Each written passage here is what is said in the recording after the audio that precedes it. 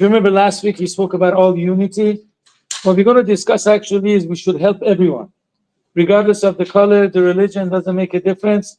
If you actually help somebody, I mean, everybody uses the language of karma. We call it, in Hebrew, it's called mida keneged mida. Any way you act, the same is going to be acted to you. So this is actually a story about the longest Passover, even though it's a holiday of Sukkot. But there was actually one time in Europe, in Prague, that it kept Passover for 9 days, not for 8 days. Strange, right? Let's see what the story was.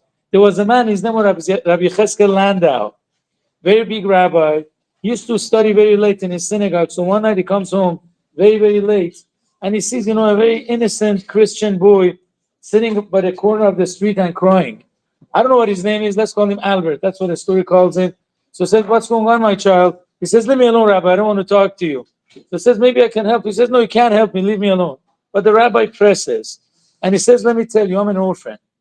And what happened is my uncle took me home, not because he loves me. He has a bakery, and he actually makes me sell 25 loaves of bread every day. And I have to sell every single one. If I don't sell one, I get beaten up.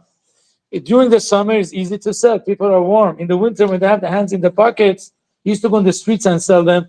It's very hard to convince people. So that's when I get beaten up.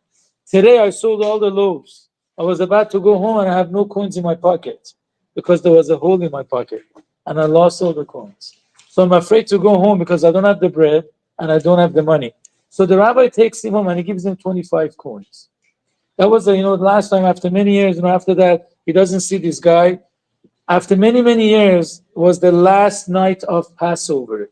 We keep 8 days of Passover out of Israel. So it was the night before the last day. He hears a loud knock on his door. And he sees this buff guy standing outside. And he says, "Who are you?" He says, "Rabbi, do you remember me?" He says, "No, I don't." He says, "I'm that little Albert that you saw me many years ago." And he gave me the 25 coins. He says, "Wow, how come you're here?" He says, "Rabbi, let me ask you, is it true that tomorrow is the last day of your holiday Passover?" He says, "Yes." And he says, "Is it true that 2 days from now, you buy all your bread from the non-Jewish bakeries?" Now, the Jews had their own bakery. But as you know, during Passover, you can't have any leavened bread. So when Passover is over, you don't have breads that are made from, by the way, you buy pizza after Passover. How could they make so many doughs? So much dough. They make it before Passover and they freeze it. And they sell it for the 8 days and they buy it back. So you never get fresh pizza after Passover is over. Be careful with that. These are frozen doughs for 8 to 9 days. But in those days, they didn't have, fridges or freezers. So they didn't have, until they're going to turn on the ovens, the olden days with whatever wood and stuff, no electronic, no electric. So they wouldn't be able to have any bakeries making bread, Jewish bakeries. So that to buy from the non-Jews, which was kosher. Their bread is 100% kosher. So says today my uncle came home. And he had a lot of, bottles. And he was laughing. I said, "Uncle, what's happening?" He says, "You know what? Those days Europe was very anti-Semitic." He says, "These are all bottles of poison." And me and a bunch of other bakers, there were 3-4 bakeries in that city. We're going to put this in the bread.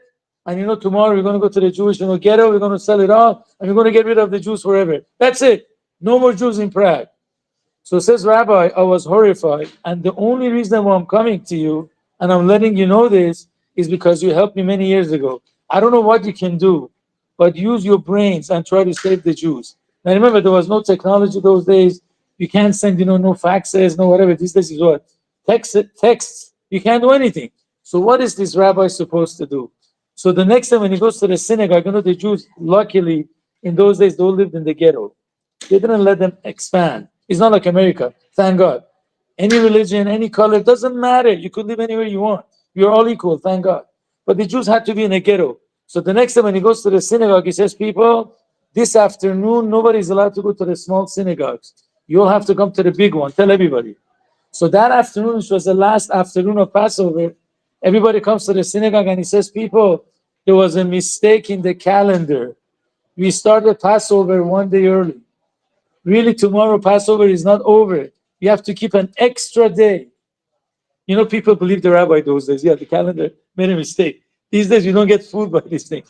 Anyway, so it says, tomorrow, no bread. You have to continue eating matzah. So they believed him. Next day, all these, non-Jewish bakeries, they come and they're trying to sell the bread. Nobody's buying bread. Says, what's going on? Today's Passover. What do you mean? The calendar says Passover is over. Was a mistake in the calendar.